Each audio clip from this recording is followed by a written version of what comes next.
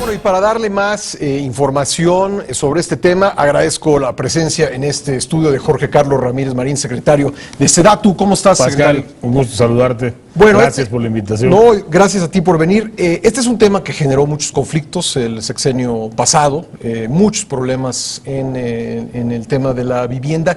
¿En qué va a ser diferente la política de vivienda de este gobierno? Bueno, yo creo que ya es diferente la política del gobierno. Lo primero que hay que destacar es que es una política que se dio a conocer en febrero de 2011. Sí. Se presentaron las reglas en de 2013, se presentaron las reglas en julio de 2013, con 6 meses de anticipación, empezaron a aplicarse en enero de 2014. Es decir, lo primero es que hubo un tiempo de transición para que los desarrolladores pudieran adaptarse a esta dinámica. Lo segundo, pues es que estas reglas vienen acompañadas de los apoyos suficientes para respaldar su aplicación. Y yo creo que una tercera importante diferencia tendría que ser que estas son reglas que no se van a cambiar. Hoy el presidente justamente ha dicho que no va a haber cambio en las reglas de operación de la vivienda por parte del gobierno y no va a haber cambio tampoco en las leyes fiscales, lo había anunciado hace una semana. Y yo te pregunto, ¿qué analista de riesgo puede tener un mejor escenario que saber que en un sector específico de la economía el terreno está parejo? Bueno, uno de los grandes problemas que hubo fue el desarrollo de conjuntos habitacionales en lugares pues donde no había servicios adecuados, donde faltaba el transporte público. ¿Cómo sabemos que este tipo de problemas no se va a repetir? ¿Cuáles son las reglas que van a evitar esto? Porque, en primer lugar, la política del gobierno está alineada en todos los organismos de vivienda. Entonces, no es posible que tú le presentes un proyecto a la CONAVI, te diga que no y luego se lo lleves al Infonavit creyendo que el Infonavit te va a decir que sí. Las reglas son las mismas en el Infonavit, en la CONAVI, en el Fobiste, y eso es algo muy importante.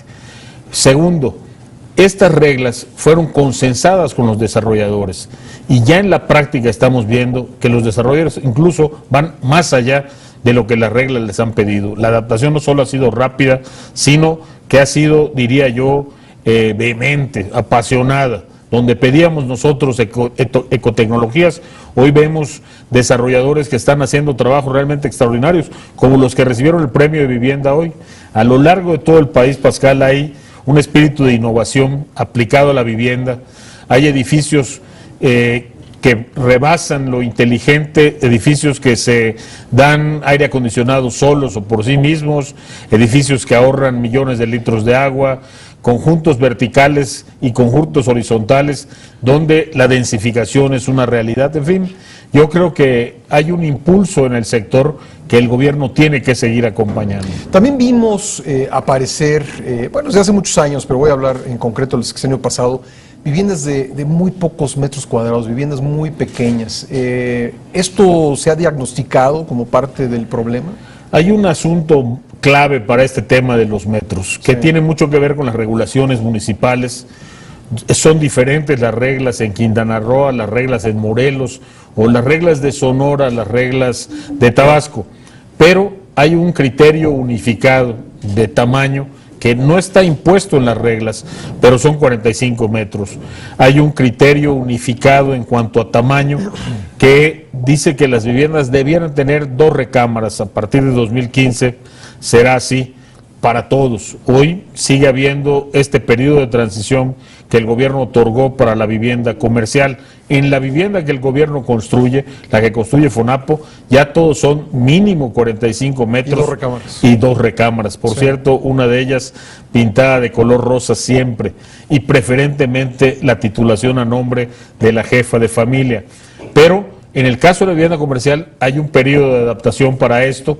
Lo que estamos viendo nosotros es que no solamente se ofrecen 45 metros, sino que hay conjuntos de 52, de 62 o de 80 metros, muy buen precio, cumpliendo perfectamente con las reglas del sector. Y cuando te digo buen precio, estamos hablando de las casas que están más cerca de poder ser adquiridas por los que ganan menos de 2.5 salarios, por los que ganan menos de 3 salarios, y esto significa una casa de 240, de 300 mil pesos con estas características. Yo creo que estamos, te repito, ante un escenario que hay que aprovechar. Ahora, se quedaron muchos proyectos inmobiliarios en proceso. ¿Qué va a pasar con ellos? Nosotros le hemos insistido, yo en particular he hablado con los bancos, he hablado directamente con ellos para impulsar esto de rescatar todos estos desarrollos que no deben quedarse inconclusos. Te invitamos a seguir cuestionando la información con los siguientes videos.